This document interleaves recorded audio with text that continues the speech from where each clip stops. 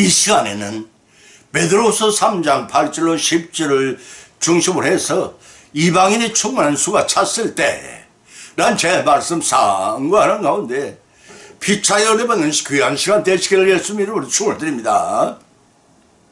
사람의 몸을 입고 이 땅에 초림하신 예수님은 독생하신 성자 하나님이요 인간의 죄를 죽을 죄를 대속을 베푸신 사랑의 구주셨습니다. 그러나 죄 마실 때는 천국에 들어갈 이방인의 충만한 수가 찼을 때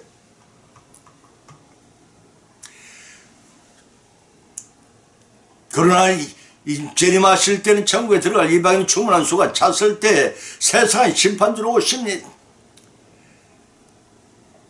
그때가 언제냐 하는 문제로 성급한 이들은 많은 시행착오로 세상을 떠들썩게 하기도 했습니다.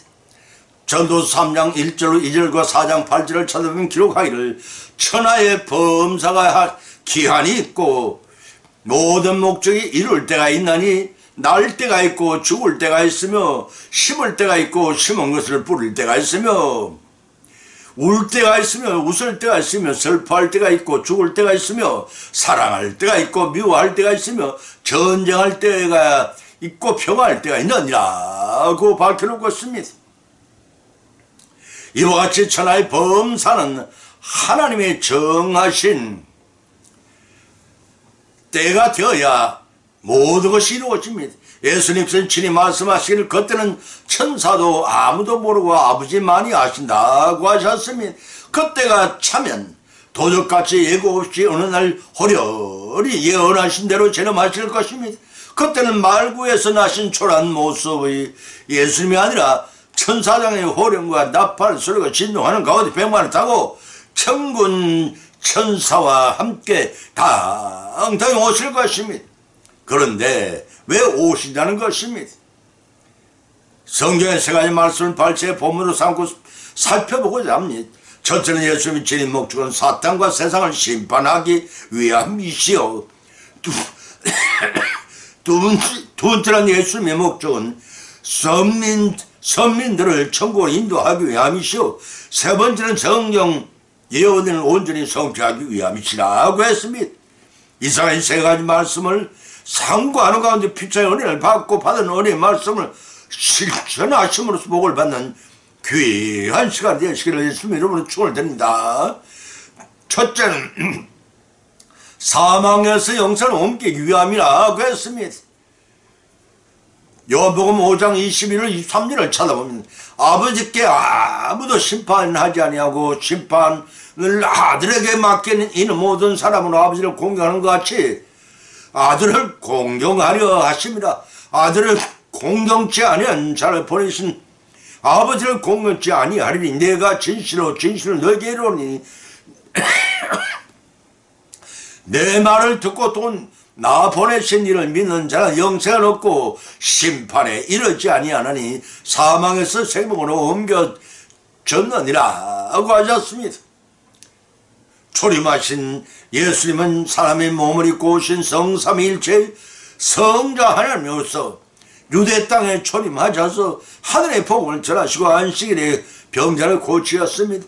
당시 형식적인 율법 준수만을 고집했던 유대 종교 지도자들과 그 지지자들로부터 거센 분노를 자아냈다고 요한복음 5장 10절로 13절에 기록하고 있습니다. 설상가상적으로 그러한 유대인들을 향해 예수님은 친아버지라 하시면서 그분이 일을 하니 나도 일한다는 선언에 더욱 사태를 악화시켜놨습니다. 다시 말해서 예수님은 하나님의 친아버지라 치하면서 그분이 일하니 나도 일한다는 선언에 더욱 사태를 악화시켰다는 것입니다. 그와 같은 예수님이 자기 선언에 유대인들을 더욱 분노했습니다. 안식일을 범했을 뿐만 아니라 자신과 하나님을 동격으로 여겨 신성모독을 범한 자로 정죄하며 아예 예수님 중격으로 작전했습니다. 이러한 극한 상황에서도 본문의 예수님께서 성난 유대인들을 향해 성부 하나님과 자신의 관계를 명확하게 밝혔습니다. 그것은 인성을 지닌 사람이시면서 동시에 하나님과 동거한 신성을 지닌 사실과 그 네 가지 일을 이렇게 필요하게 했는데, 그 첫째는 하나님과 예수님 사이에 전혀 비밀이 존재하지 않고, 두 번째는 성자와 성부 두 분으로 죽은 자를 다시 살리는 부활 사역에 함께 참여하고 있으며, 세 번째는 성부 하나님 예수님께 심판 권세를 위임하셨고, 예수님은 성부 하나님 뜻대로 심판하시며, 네 번째는 하나님과 예수님은 모든 사람으로부터 성삼위일체야 하나님으로 경배를 받으신다는 점입니다. 결국 이와 같은 본문의 내용은 비록 예수님께서 성육신하사 사람의 몸을 입고 이 땅에 오셨지만 여전히 하나님의 독생자로 신성도 함께 인성도 지니신 분이십니다. 빌립보서 2장 6절 17절에 밝히 기록하기를 그런 근본 하나님의 본체시나 하나님과 동등됨을 취하지 아니하고 동등됨을 취하지 아니하고 오히려 자기를 비워 좋은 형체를 가져 사람들과 같이 되었고 사람의 모형으로 나타나셨으며 자기를 낮추시고 죽기까지 복종하셨으니 곧 십자가에 죽으십니다. 이름으로 하나님이 그를 지극히 높여 모든 이름 위에 뛰어난 이름을 주사 하늘에 있는 자들과 땅에 있는 자들과 땅 안에 있는 자들로 모든 무릎을 예수님 이름에 꿇게 하시고 모든 입으로 예수 그리스도를 주라 신하여 하나님 아버지께 영광을 돌리게 하셨느니라 하고 기록하고 있습니다. 이처럼 하나님과 동등된 예수님께서는 본문에서 누구든지 자기 말씀을 믿는 자는 생명의 부활에서 참여할 것이지만 그렇지 않는 자는 심판의 부활에 참여할 것임을 선언하셨습니다. 이와 같이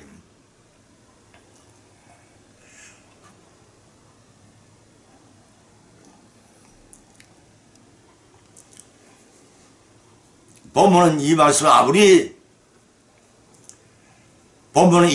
아무리 택한 유대 백성 유대인지라도 할지라도 성부 하나님부터 최후의 심판권을 위임받은 예수 그리스도를 믿지 않고는 결코 구원을 받고 영생의 복을 누릴 수가 없다는 것입니다. 그 사실에 대해서 본문 20일은 아버지께서 아무도 심판지 아니하시고 심판을 아들에게 맡기셨으니라고 하였습니다. 본래 심판권은 창조주 되시는 하나님의 독창적인 절대 주권이시지만 신명기 1장 7절의 말씀입니다. 아버지께서 아들을 사랑하사 마음을 다 그 손에 주셨으니 요한복음 3장 5절 말씀입니다. 하나님의 심판관 역사의 성자 되신 예수를 통해 드러나게 하신 것입니다. 사도행전 17장 30절 말씀입니다. 이 심판관은 예수 그리스도께서 죽은 자를 부활케 하시고 하나님을 대적하는 자들을 멸하실 마지막 대심판 이후에 다시 성부 하나님께 돌려질 것이라고 고린도서 15장 23절 28절에 밝히 기록하고 있습니다. 지금까지는 아버지께서 하신과 같이 자신이 따라 하신다는 피동적인 어조였으나 본질에서는 성자의 권위를 한층 강조하심으로 하나님과 동등한 성삼위일체이심을 강조하셨습니다. 이는 신성 모독이라는 유대 종교 집단을 향한 변호이기도 하셨습니다. 마침내 본문 23절은 내 말을 듣고 또 나를 보내신 이를 믿는 자는 영생을 얻고 심판에 이르지 아니하나니 사망에서 영생을 옮겼느니라고 구세주 심판 주심을 자신을 밝혔습니다. 본절의 말씀은 성자 예수님께서 하나님이 합당한 신성을 거부하는 자들에 대한 변조의 목적으로 사용하였습니다. 예수님 성자 하나님으로부터 성부 하나님과 동일하게 공경을 받아야 합니다. 그런데 이를 거부하는 자는 결국 그리스도를 이 땅에 보내신 성부께 영광을 돌리는 것을 거부한 것과 마찬가지라는 이 변적은 오늘날 성자에게 합당한 권위를 부여하지 않는 모든 이단들에게 적용되어야 할 것입니다. 빌립보서 2장 5절 11절의 말씀입니다. 성자 예수님은 성부 하나님이 인류 구속 사역을 자원하여 성취하시고 죽은 자를 살려내시는 권세를 받으셨고 심판하는 권세를 또한 받으셨습니다. 이제 예수님의 제일의 목적이 그것은 사탄과 세상을 심판하고 그것은 사탄과 세상을 심판하고 성도를 구원하고 영생을 주기 위함이셨습니다.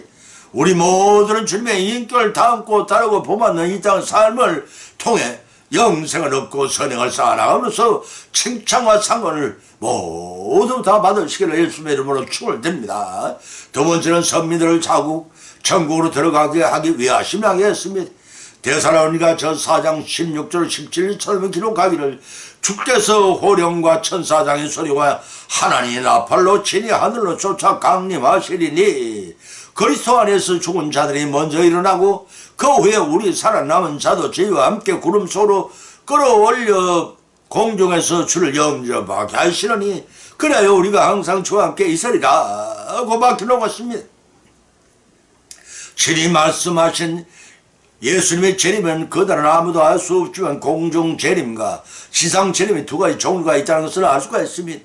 공중 재림이란 예수님께서 심판주로 지상에 강림하시기 전에 공중에 재림하시는 본문의 휴거 사건을 취합니다. 휴거에 번역한 헬라어 하르파게의 소베디라는 단어는 어떤 강력한 힘에 의해 한 곳에서 다른 한 곳으로 옮겨지는 것을 가리킨다고 사도행전 8장 39절과 고린도후서 12장 2절 4절에 밝혀놓고 있습니다. 이 단어를 한글로 개역 성경에서는 끌어올려로, 영어 성경에서는 쾌치업으로, 라틴어 성경에서는 동일한 뜻의 랍투레로 번역하고 있습니다. 이와 같이 이 단어는 주님의 재림 뒤에 살아있는 성도들이 공중으로 들림을 받아 공중에 주님을 영접하는 것을 가리키는데 한문 표기로 끌휴, 덜거, 휴거로 표현하고 있습니다. 휴거가 어느 때 어떤 방법으로 이루어지느냐에 관한 구체적인 것은 성경에 설명되어 있지 않지만 휴거의 시기에 대해서는 환란 전 휴거설과 환란 중 휴거설과 환란 후 휴거설 세 가지가 있습니다. 이 세 가지 중에서 대환란이 끝난 후 휴거가 될 것으로 추리가 됩니다. 본문 16절에는 예수님의 초임 때와는 달리 주께서 호령과 천사의 소리와 하나님의 나팔로 친히 하늘로 쫓아 강림하시리니 그리스도 안에서 먼저 죽은 자들이 일어나리라고 하였습니다. 재림 때 내려지는 이 호령이 구체적인 내용은 알 수 없지만 호령이란 말은 군대의 상관이 내리는 긴급 명령을 가리키는데 아마도 예수 그리스도에 이끌고 강림하실 무리들을 향한 명령을 여겼습니다. 동시에 이 호령과 함께 천사인 소리가 발했습니다. 하나님을 보호자는 천사는 7명이 있는데 미가엘, 가브리엘, 라파엘, 라구엘, 우리엘, 사리엘, 에레미엘 등의 천사장이 그들입니다. 마태복음 24장 31절에 의하면 천사들 동반하실 걸 예고하셨는데 본절과 다 같은 맥락으로 볼 수가 있습니다. 천사장의 소리는 재림하시는 그리스도의 영광을 선포하는 것을 보였습니다. 동시에 울려 퍼지는 나팔 소리는 출애굽 없이 이스라엘 백성들을 집합시키고 출진시킬 때 그러했듯이 나팔로 신호를 통해 하강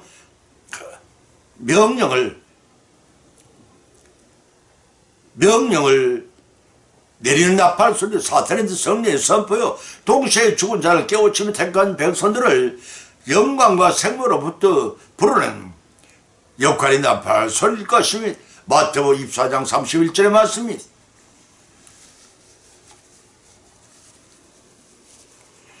그러나 종말적 소망을 견지하며 종말적인 표징에 지나치게 집착해서는 아니 될 것이며 다만 그리스도의 재림은 즐겁게 영광스럽게 이루어질 것임을 소망을 하면서 각성한 삶을 살아야 합니다. 그리스도 안에서 죽은 자들이 먼저 일어나라고 하였습니다. 주님의 재림 시에는 가장 먼저 죽은 자들의 신령체로 부활해 그 영광에 참여하게 됩니다.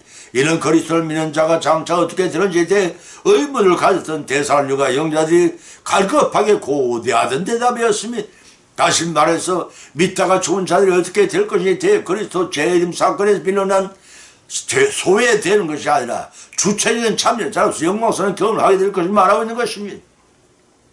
죽은 성도가 역시 영광스러운 주님의 재림을 영접하는 자가 된다는 것입니다. 이 구절은 데살로니가 성도들이 평소에 갔던 의문에 답을 주고 자칫 절망이 있을지 모르는 그들에게 위로가 될 것입니다. 또 보면 17절은 그 후에 우리 살아남은 자도 구름 속으로 끌려올려 공중에서 주를 영접하려 하시려니 우리가 항상 주와 함께 있으리라 하고 밝혔습니다. 본절에서 그 후가 시간적으로 얼마쯤인지는 알 수 없지만 얼마쯤이나 알 수 없지만 그리스도를 믿다가 죽은 자들이 먼저 신령체를 입고 부활하고 그 다음에 주님의 인격을 담고 따르고 포마 잘 익어진 성도들이 천사들의 도움을 받고 구름 속으로 휴거될 것입니다. 이런 공중에서 주님을 영접한 될 것을 단일한 7장 10절은 마태복음 23, 3절에 밝혀있는데 그렇다면 죽은 자들이 부활하고 살아있는 자들도 휴거되어 공중에서 그리스도를 영접했다면 그 이후에 어떻게 되는가 하는 의문이 제기됩니다. 그것은 본절 말미에서 밝히기를 우리가 항상 주와 함께 있으리라 하셨으면 천국에서 영생 복락을 누리고 살게 될 것이라 하는 뜻입니다.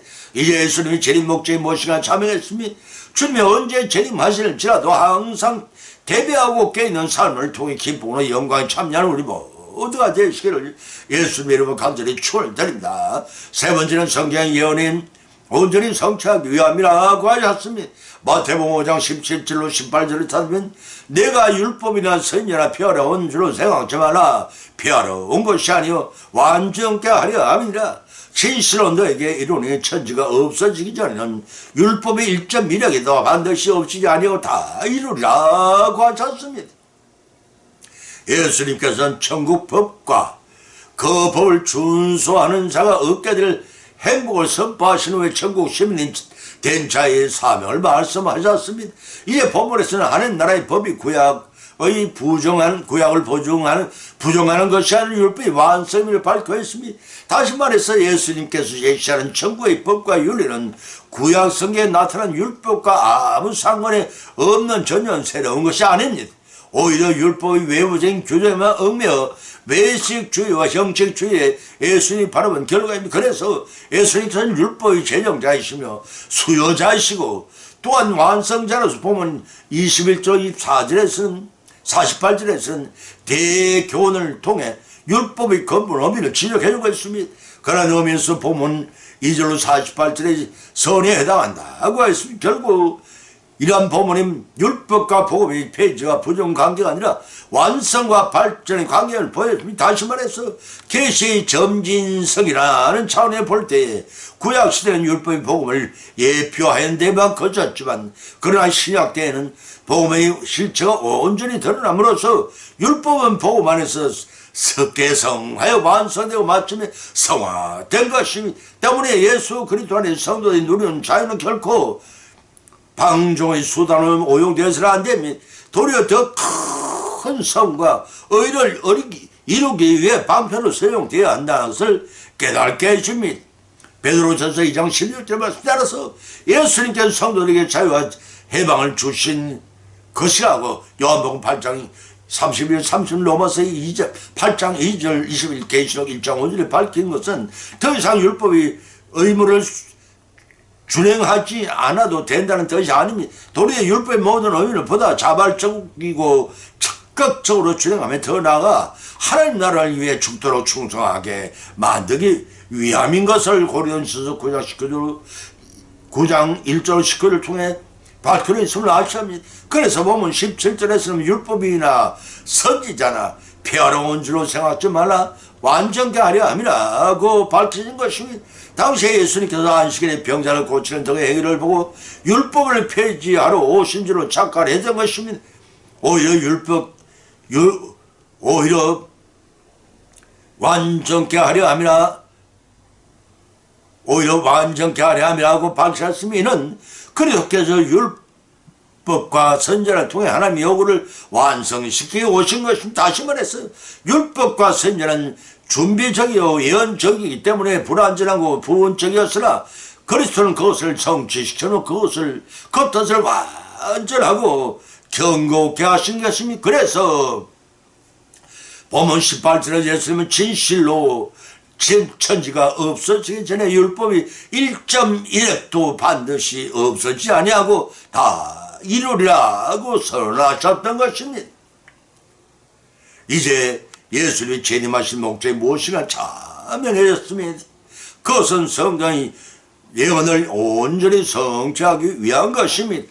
이를 아시고 믿음으로 주님 앞에서 성령한 저와 여러분 여성이 되시기를 예수님 이름으로 간절히 축원을 드립니다. 결론을 맺습니다. 오늘의 본 말씀은 본법 말씀 이방인의 충만한 수가 찼을 때 지내마실 목적이 무엇인가? 이 주제 말씀을 상고하는 가운데 피차의 믿음대로 은혜를 받고 또한 세 가지 교훈을 받은 줄 압니다.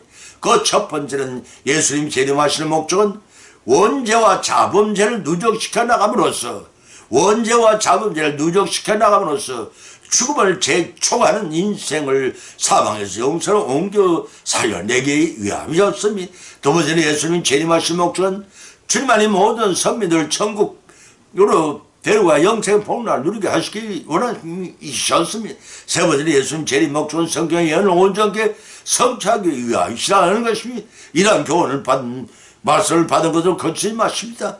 받은 말씀을 우리의 실생활 가운데 실상을 적용케 하시는 성령의 역사하시며 믿음이 성숙되어 예비한 복을 다 벗고 천국에서는 영생 복락을 누려나가시길 예수님 이름으로 간절히 축원을 드린다. 찬송가 180장을 올리겠습니다.